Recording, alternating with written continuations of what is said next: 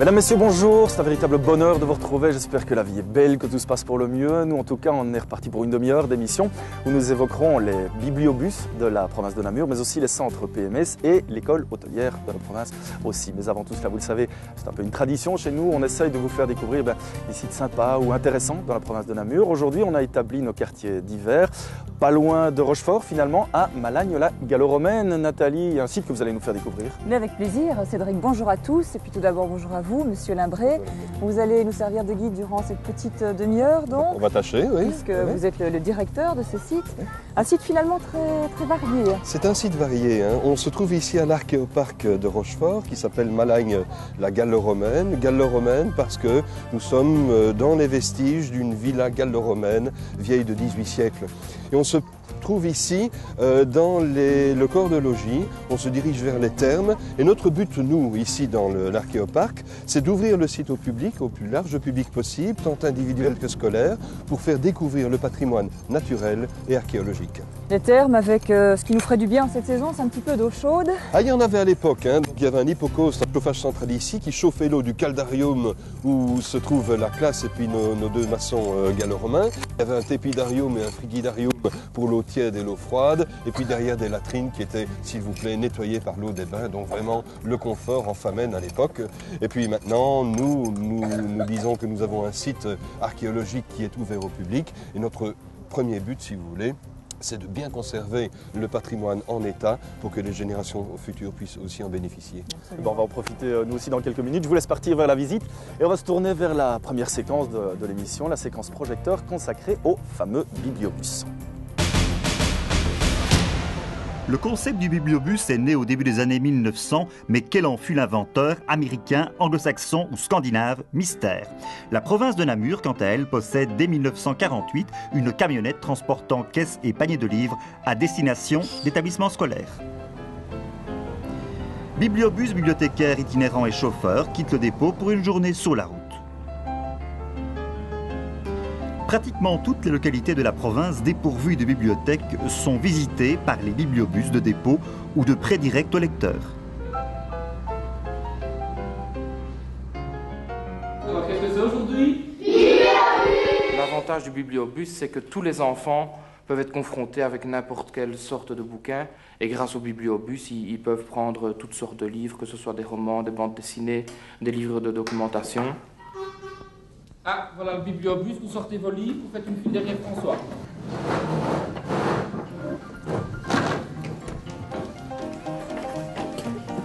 On rentre, on fait la file pour rendre le livre, on dit au monsieur comment on s'appelle, puis il garde les livres, on va chercher des autres livres, on les garde 2 semaines les livres. C'est gratuit, on entre, on prend les livres, c'est gratuit.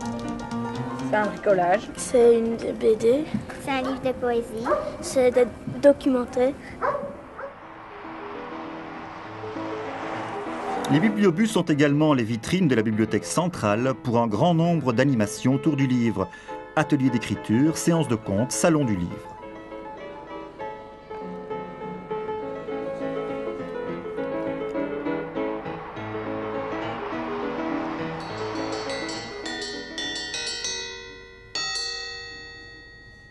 J'habite dans un vac château. Ces animations sont sans nul doute des opérations de promotion. Se faire voir, se faire connaître, aller chercher les lecteurs là où ils sont.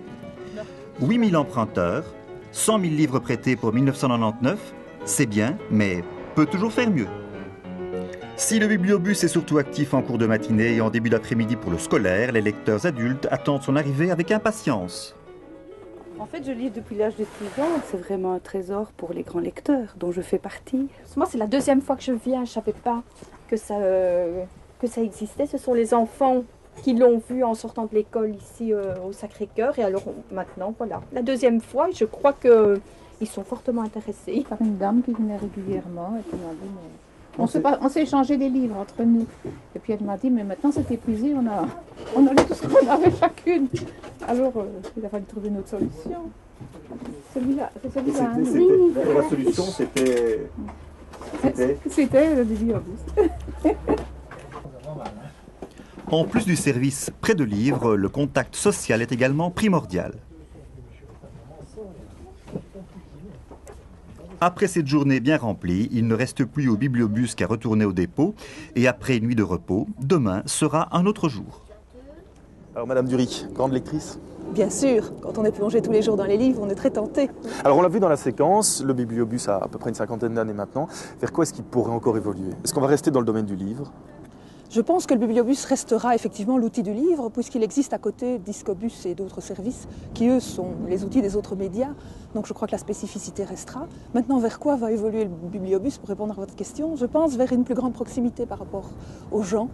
Le bibliobus va déjà évidemment trouver les gens là où ils se trouvent, dans des régions peu fournies en bibliothèque fixe.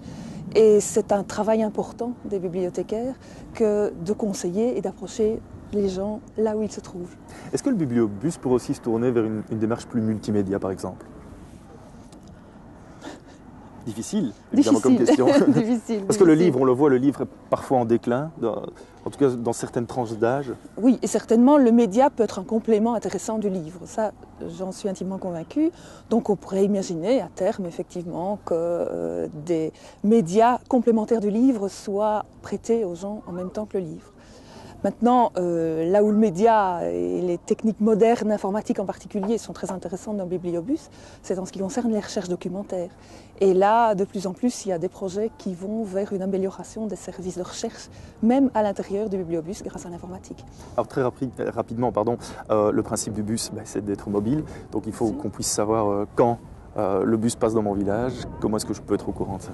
Alors, l'administration communale de chaque commune est informé du calendrier, des horaires du bibliobus. Donc tout citoyen peut s'informer auprès de son administration et bien sûr auprès de notre service qui ne manquera pas d'envoyer horaires et compléments d'information. Ok, Madame Dury, un tout grand merci.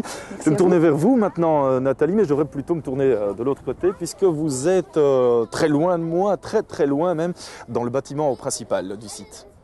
Oui, et premier lieu que nous découvrons, alors Monsieur Labré, eh bien, je crois qu'on peut le dire ici, c'est une véritable classe improvisée. C'est une classe improvisée et notre but dans ce petit bâtiment est justement d'essayer d'apprendre des choses aux gens. Par exemple, la maquette que vous voyez ici est censée représenter le site tel qu'il était au IIe siècle de notre ère à peu près. Et c'était bien là que nous nous trouvions tout à l'heure? On se trouvait exactement à côté de ce bâtiment qui était le palais, si vous voulez, le corps de logis, 110 mètres de long, un des plus grands du nord de la Gaule. Et puis le site était beaucoup moins boisé qu'aujourd'hui et comportait des tas d'annexes agricoles ou métallurgiques, comme l'atelier Epona que d'ailleurs on ira voir tout à l'heure. Et puis alors vraiment il y avait des tas d'activités, de métiers différents, d'artisanat que nous essayons d'expliquer à notre public. Donc ici l'objectif est clairement pédagogique. Il est tout à fait pédagogique. Ce que vous voyez pour le moment avec nos enfants, c'est la fabrication du pain. Nous trouvons fort intéressant qu'ils mettent la main à la pâte, c'est vraiment le cas de le dire, qu'ils fassent marcher tous leurs 5 sens. Et puis le pain qu'ils sont en train de pétrir sera enfourné tout à l'heure dans notre four gallo-romain sur feu de bois. Et puis on espère que la cuisson sera bonne et ils pourront partir avec un super pain comme il y a 2000 ans d'ici. Alors c'est gai les enfants? Oui. Parfait, bien quant à nous, je propose de retrouver tout de suite notre séquence provision. Et on commence cette séquence actualité avec une question. Nathalie, Victor Hugo aimait-il l'eau? Eh bien, je suppose que vous ne le savez pas plus que moi. Toujours est-il que depuis quelques semaines, le Victor Hugo, construit par les chantiers navals Sambre-et-Meuse, navigue, lui, bel et bien près de Strasbourg. Son baptême s'est passé dans les meilleures conditions. Longue vie donc, comme on dit, à ce petit bijou de la technologie namuroise. Connaissez-vous, Cédric, cette manière originale de recycler vos vieux pots à plantes en terre cuite? Les larmes de Camille, un spectacle mêlant les dieux et la nature en une belle promenade comptée. C'était l'été dernier au jardin d'Annevoie, sous la houlette du TAPS, le théâtre d'amateurs de la province de Namur.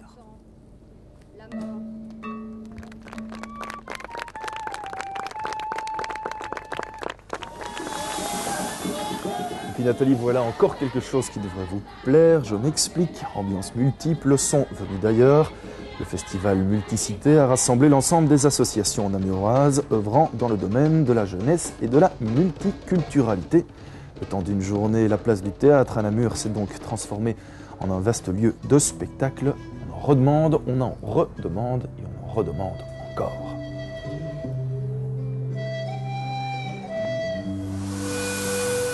Alors le Grand Prix du meilleur film, le titre c'est Regarder vivre le martin-pêcheur de Frantistaff. Ce 11 novembre, le Théâtre Royal de Namur accueillait en effet le 6e festival Vidéo Nature. La remise des prix s'est faite cette année en présence du Prince Laurent et du ministre de l'Agriculture et de la Ruralité, José Appart. Un festival réservé aux amateurs et qui prône chaque année, vous l'aurez deviné, la conservation de la nature. Et puis la province de Namur accueillait la cérémonie de remise des prix d'Eurochallenge, des prix censés récompenser les entreprises qui aujourd'hui ont réussi à développer une image de marque bien établie. Cette année, ce sont 4 sociétés namuroises et 2 liégeoises qui ont remporté le palmarès. Philippe et Mathilde étaient eux de passage à Cheftogne et malgré ce que pourraient laisser penser ces images, c'était bien en juillet. Arrivés sous une pluie battante, ils se sont très vite réfugiés sous la tente, abritant le village des enfants. Tous les membres du personnel de Cheftogne y étaient bien sûr présents pour leur souhaiter la bienvenue. Et le prince, comme la princesse d'ailleurs, ont tous les deux eu droit au bon chocolat et au petit four de la région.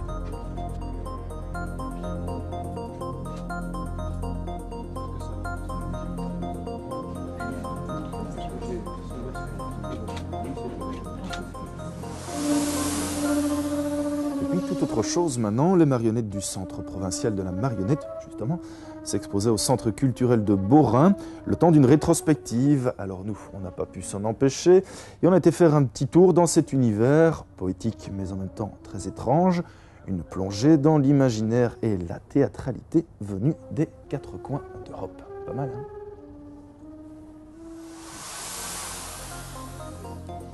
Pas mal non plus, dans le cadre du développement rural de Houillé, une commission sociale a organisé au mois de novembre une journée ludique avec toute une série d'ateliers mêlant parents et enfants à la découverte des 5 sens. Et c'est vrai que tout cela a donné en finale quelques petites surprises.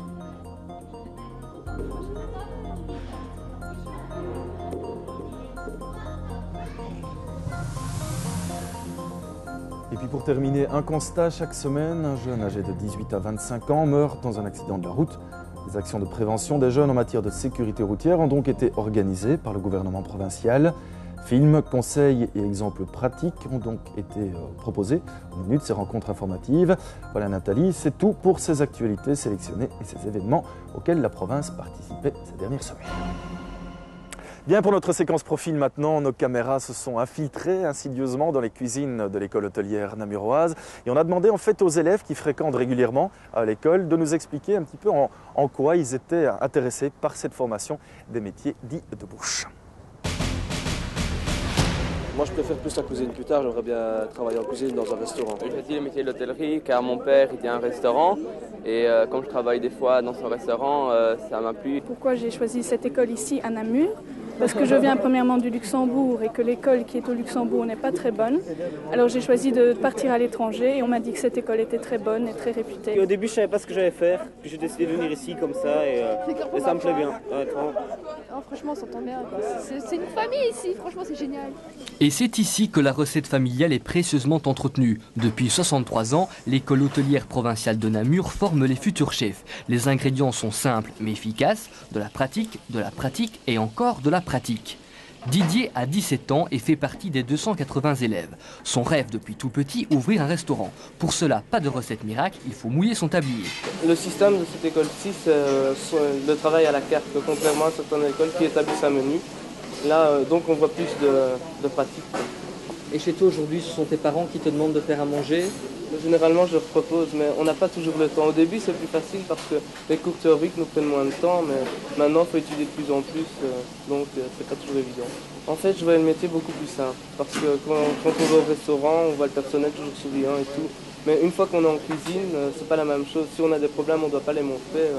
70% des diplômés de l'école travaillent aujourd'hui dans le secteur professionnel de l'hôtellerie, le fruit d'une formation qui ne manque jamais de sel. Je pense qu'il est fort important pour les étudiants d'être rigoureux, parce que pour travailler en cuisine comme en salle, il faut l'être, et de pouvoir faire la distinction entre leur personne et le rôle qu'ils jouent. Et quand ils sont dans leur activité professionnelle, ils jouent un rôle.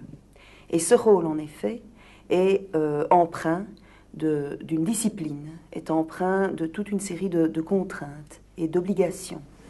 Aujourd'hui, plus encore que les autres jours, la cuisine est en effervescence. On entend parler anglais, allemand ou encore portugais. Une matinée inhabituelle pour l'école. Mais que s'y passe-t-il exactement? Et aujourd'hui se passe un concours européen que nous appelons Maurice Desombiaux. Donc il y a 10 candidats qui sont présents, qui viennent d'un pays différent, y compris la Belgique, bien entendu. C'est un très grand jour parce que nos étudiants qui sont là avec chaque candidat, ben, ils découvrent d'autres cultures, d'autres manières de travailler, c'est toujours enrichissant. Ah tiens, revoilà Didier. Il est le commis de cuisine du candidat belge. Il ne le sait pas encore, mais il est en train d'aider le futur gagnant du concours. Il m'a très bien aidé, très bien. Franchement, j'ai été étonné. En fait, j'avais 3 heures, c'est très court et il a franchement contribué à la réussite si je réussis correctement aujourd'hui. Alors Didier, la journée s'est passée comme tu le souhaitais? Ouais, ça s'est mieux passé que je le pensais. Parce que je pense qu'au début, j'étais plus stressé que le chef. Quoi. Et en fait, le concours t'a conforté dans ton idée de continuer dans cette voie? C'est pas ça qui va m'arrêter, au contraire. Au contraire, ça me motive encore plus. Je me dis peut-être qu'un jour, j'aurai la chance d'être non pas comme commis, mais comme chef. Ici, à l'école hôtelière provinciale de Namur, la vocation constitue l'ingrédient de base des étudiants. Les 60 nouveaux élèves qui s'inscrivent ici chaque année savent où ils vont et ce qu'ils veulent faire. Quand on sait qu'à 18 ans, un rhétoricien sur 2 ne sait toujours pas où il va, cela laisse penseur. Bien, Madame Warnon, vous êtes directrice de l'école hôtelière. Quand on regarde un peu la séquence, qu'est-ce qui fait, selon vous, la différence entre l'école hôtelière de Namur et les sections hôtelières que l'on peut retrouver dans des écoles techniques, par exemple? L'avantage de notre école est d'organiser de l'enseignement hôtelier exclusivement, ce qui nous permet de développer une culture d'établissement qui est centrée sur l'hôtellerie et la restauration.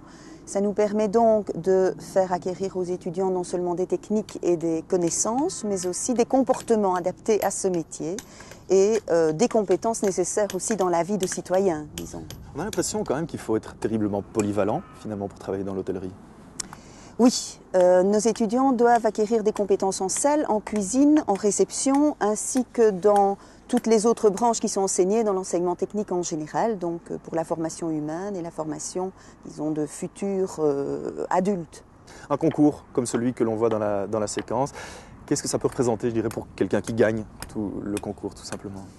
Mais participer à un concours en tant qu'étudiant est quand même un défi à relever. Je crois que l'étudiant qui a remporté le prix a pu se mesurer à une épreuve assez difficile. Il a pu évaluer ses propres compétences et je crois que ça lui donne un peu plus d'audace et de confiance en soi pour la vie professionnelle future.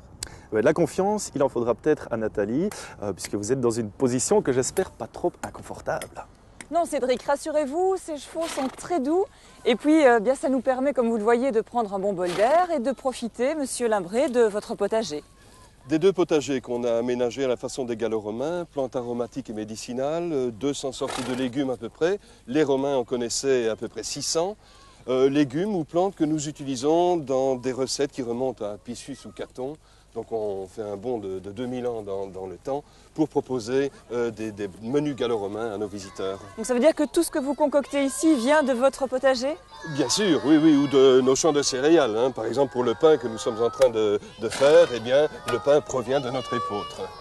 Mais tiens, on est ici près de nos petits amis, je vous propose de démonter. Absolument, ça nous permettra de découvrir cette fois les animaux d'élevage. Alors, dites-nous tout. Les animaux d'élevage, ici nous avons affaire à des moutons, en fait de race Shetland. Ça correspond, si vous voulez, aux moutons gallo-romains. Donc en fait, on est une ferme expérimentale, on essaye d'avoir des animaux qui, dans leur morphologie, correspondent aux moutons gaulois, par exemple, puis à l'arrivée de moutons romains, et puis bien sûr au mélange des 2 races, comme ce mouton Shetland, qui représente vraiment le mélange, la race gallo-romaine. Et je voudrais vous dire que ce qui est vrai pour les animaux est aussi vrai pour les gens, et quand on explique ce que c'est que la richesse de la civilisation gallo-romaine, c'est parce qu'elle vient d'une diversité, la diversité romaine et la diversité celtique. Le cheval que j'ai ici s'appelle Barbebé, c'est un cheval barbe. Vous avez monté Goléa, qui est un cheval berbère aussi. Ils proviennent d'Afrique du Nord. Ce sont des chevaux que les Romains ont amenés ici. C'est le cheval de guerre romain par excellence. Eh bien, je vous remercie et je vous propose, Sophie, d'embrayer avec notre séquence propos. Roger Burlet est psychopédagogue et directeur du centre PMS de Ciney, où il travaille depuis 27 ans. C'est à Ciney qu'est basé l'un des 5 centres psychomédico-sociaux qui se partagent le territoire de la province de Namur. Les 4 autres sont implantés à Namur, Beaurain, Florène et Tamines. Première mission de monsieur le directeur aujourd'hui, se rendre à l'école communale de Courrières, où il a prévu une animation en 6e primaire. Bonjour monsieur Guillit. Vous allez bien? Très bien, vous aussi? Ça va très bien, merci. On va faire ce qu'on appelle une animation. On va un petit peu voir quels sont vos intérêts, vos goûts, vos qualités, et aussi si vous avez d'ores et déjà une bonne méthode de travail. Autrefois considérés comme des centres d'orientation professionnelle, les PMS ont sensiblement élargi leur horizon. Ils ont aujourd'hui pour but de veiller à la bonne intégration scolaire de chaque enfant, une mission qui concerne pas moins de 24 624 élèves en province de Namur, un contingent formé par les enfants des écoles communales et provinciales. Le suivi des enfants commence dès la 3e maternelle, une année charnière au cours de laquelle chaque enfant passera un examen de dépistage, un premier contact avec l'agent PMS qui se révélera déterminant pour la suite. Les enfants peuvent absolument comprendre ce qu'on veut leur apporter par le centre PMS. On veut les aider de toute façon, ça c'est une chose.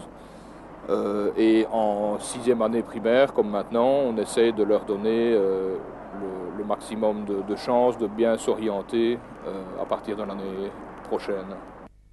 Mais le travail du centre PMS ne s'arrête pas en maternelle. Qu'ils soient dans l'enseignement normal ou spécial, les agents suivent les élèves dans leur scolarité jusqu'à 18 ans et multiplient les occasions de les rencontrer. Nous intervenons dans tout l'ensemble du cursus scolaire, pas seulement s'il y a un problème pour tel ou tel enfant, mais aussi pour faire des animations, que ce soit sur des problèmes de société, on parle beaucoup de la drogue ou de la maltraitance, de la violence, etc. Donc des animations avec les enfants, éventuellement des animations et des participations au conseil de classe avec les enseignants. Ce que nous faisons aussi, ce sont des réunions de parents, on participe aux réunions de parents. Car les parents ne sont pas exclus de ces rencontres avec le PMS. Qu'il s'agisse d'un entretien sollicité par un instituteur ou par l'élève lui-même, ils sont toujours associés à cette démarche et apparemment cela se passe généralement plutôt bien. Probablement que des parents ne voient pas ce qu'est un PMS, peut-être pas assez, ou craignent que, puisque dans les PMS il y a des psychologues et que les psychologues ça s'occupe des fous, il y a encore ce genre de réaction-là. Mais heureusement non, la plupart du temps, les parents sont au courant de ce que nous faisons et collaborent très bien avec nous. Donc en principe, je ne pense pas que nous soyons mal perçus. En tout cas, beaucoup moins qu'avant. Des psychologues, mais aussi des infirmières et des assistants sociaux, c'est la multidisciplinarité des équipes qui fait leur richesse. En province de Namur, ce service public est assuré par 35 agents subventionnés par la communauté française, ce qui en fait un service public entièrement gratuit. Une bonne raison supplémentaire pour ne pas s'en priver. Alors Madame Dokir, si on voulait définir, je dirais de manière un peu plus précise, le terme PMS, est-ce qu'on pourrait dire que c'est un peu un intermédiaire, je dirais, entre l'enfant, l'école, et les institutions spécialisées? Oui, tout à fait, vous avez raison. Les centres psychomédico-sociaux sont en fait des interfaces entre l'école, la famille, l'enfant et les institutions spécialisées. Donc ils ont comme mission d'être le partenaire privilégié de l'école et de dépister très tôt les difficultés que présenteraient les enfants dès l'école maternelle. Alors justement, si on dépiste un problème chez un enfant, est-ce que le PMS a la possibilité de forcer l'enfant ou la famille à suivre un traitement spécial? Non, pas du tout, pas du tout. Les PMS n'ont pas cette possibilité de forcer. Ils ont seulement une compétence d'avis. Un avis qui est éclairé, bien sûr, qui est étayé par des épreuves qui sont scientifiquement étalonnées, mais ils ne peuvent pas obliger la famille à faire une démarche vers tel ou tel spécialiste, quel qu'il soit. On l'a vu, les PMS ont évolué depuis quelques années. Le PMS demain, ça pourrait être quoi? Je crois que le PMS a son créneau. Il est le partenaire de l'école, il a envie de se positionner comme tel, donc d'accompagner l'enfant qui apprend, tout en étant réceptif aux problèmes sociétaux actuels et en pouvant réaliser des animations dans le secondaire, comme on le voit actuellement par rapport à des problématiques comme les assuétudes ou encore la violence. Ok, Madame Dokir, un tout grand merci.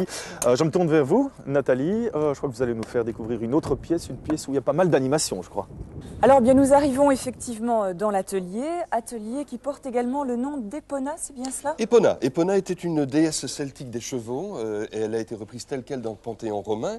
Et ben, les chevaux gaulois, on en a ici derrière nous, ce sont des tarpans. En fait, ce sont des coniques qui viennent de Pologne. C'est le cheval morphologiquement typique des Gaulois. Alors nous avons axé, si vous voulez, les activités de ce bâtiment sur le travail de ce qui vient de la terre en général. Hein. Et donc voilà, ce que nous proposons ici à notre public scolaire, par exemple, c'est d'essayer de moudre du grain qui est de l'épeautre ancien. Génétiquement, il a 2000 ans, cet épeautre. On le fait passer dans un moulin qui est une pierre basaltique qui vient de l'Eiffel, qui est typique des moulins romains. Il faut le passer à peu près 15 fois avant d'avoir une farine bien fine. Donc, par évidence, c'est un travail d'esclave à l'époque. Et nous demandons à nos écoles de faire le boulot à la place des esclaves. Alors, plus reposant, il y a la poterie. Ah, tout à fait. Donc, la poterie est d'ailleurs un atelier qui est vraiment fort demandé par nos écoles. Ils font de la poterie au Colombin, ou bien ici au Tour. On a reconstitué un tour qui est à peu près le tour typique des gallo-romains. Et avec notre spécialiste là-bas, on essaie de faire monter un pot. Et ce qui est quand même très gai, très concret, c'est que les gosses peuvent repartir après avec le pot. Donc ils ont quelque chose de très réaliste dans leurs mains. C'est plus amusant. Un souvenir concret de leur passage à l'archéoparc. Ici, ce qu'on propose, c'est un travail qui correspond vraiment au travail de base. Le fait d'ensemencer le sol et puis de récolter la récolte, de prendre la récolte. Vous avez ici, par exemple, l'arère, qui est en fait l'ancêtre de la charrue, qui était à l'époque tirée par des bœufs avec un joug. Et là, ce sont encore nos gosses qui vont mettre le joug à la place des bœufs. Ils adorent faire ça et on voit que c'est très pesant. Ce que j'ai ici, par contre, à ma gauche, c'est un vallus, disaient les Romains. Si vous voulez, c'est d'une moissonneuse des Trévires. Nous avons reconstitué ceci avec la section d'archéologie de l'ULB et nous faisons de l'archéologie expérimentale. Nous essayons sur l'épeautre ancien notamment ce que ça donne. C'est un engin extraordinaire, mais en pleine expérimentation. Alors dites-moi, est-ce que ce bâtiment a réellement été construit sur les fondations d'origine ? Le bâtiment existait ici à l'époque, mais nous avons reconstitué un bâtiment par hypothèse de travail, à côté des fondations d'époque, tout ça avec l'accord des monuments ici et de nos amis archéologues. Et je voulais vous dire que ça aussi, c'est typiquement de l'archéologie expérimentale. On se base sur une hypothèse d'archéologue. Et bon, si vous me dites que dans 10 ans, on a trouvé un autre indice qui prouve que ceci est faux, je dirais tant mieux, on s'est trompé et on recommence. Eh bien, on verra ça.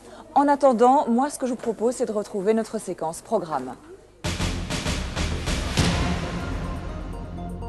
Traces de lumière glissant sur les murs, sans prise de vue préalable, dessin issu d'un logiciel graphique et impression numérique, Michel Klempoul expose ses œuvres à Namur. Admirez également toute une série d'objets et d'installations reliant un univers ludique où le château de cartes n'ouvre pas toujours ses portes à la logique que l'on croit. Une peinture d'intensité, de densité et de profondeur, pleine d'éclats, de couleurs qui s'apprécient dans un ensemble, tel pourrait être le commentaire résumant l'œuvre de Patrice Courcelles. Après la peinture, la photo, une soixantaine de photographies en noir et blanc mettent ici un point final à l'année thématique des parcs et jardins. Puis dans le cadre de la Journée mondiale du sida, toute une série d'animations sont prévues pour les étudiants des écoles supérieures, des animations et bien entendu toute une série d'informations également. Citoyen, si tu le veux, une exposition de sensibilisation aux droits comme aux obligations pour les élèves de l'enseignement primaire. Commence cette sélection théâtrale avec des chorégraphies à la flamenca, un spectacle produit par le TAPS.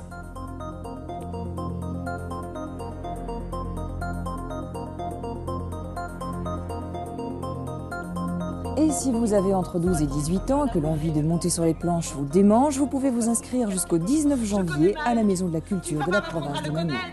Oubliez de rentrer, il n'en est pas question. Et s'il n'ose pas prendre le téléphone... Musique et information au menu de ce concert dont l'objectif est de sensibiliser les Africains vivant dans nos régions à la prévention de la maladie. 6e salon interprovincial des métiers d'art de Wallonie, organisé par l'entente interprovinciale avec le soutien des provinces francophones de la région wallonne. Amateurs de jazz, levez-vous, toute une série de concerts de jazz organisés par la province de Namur en coproduction avec la Maison de la Culture de Dinan et le Ciné Jazz Night vous attendent dans les prochains jours. Enfin, tout au long de l'année, grâce à un agenda bien rempli, les saveurs gourmandes vous attendront aux 4 coins de la province, honneur au terroir et aux arts de la table.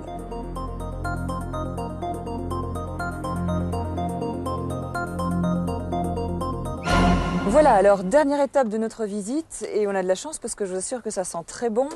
Le four à pain, ça fonctionne vraiment toute saison ?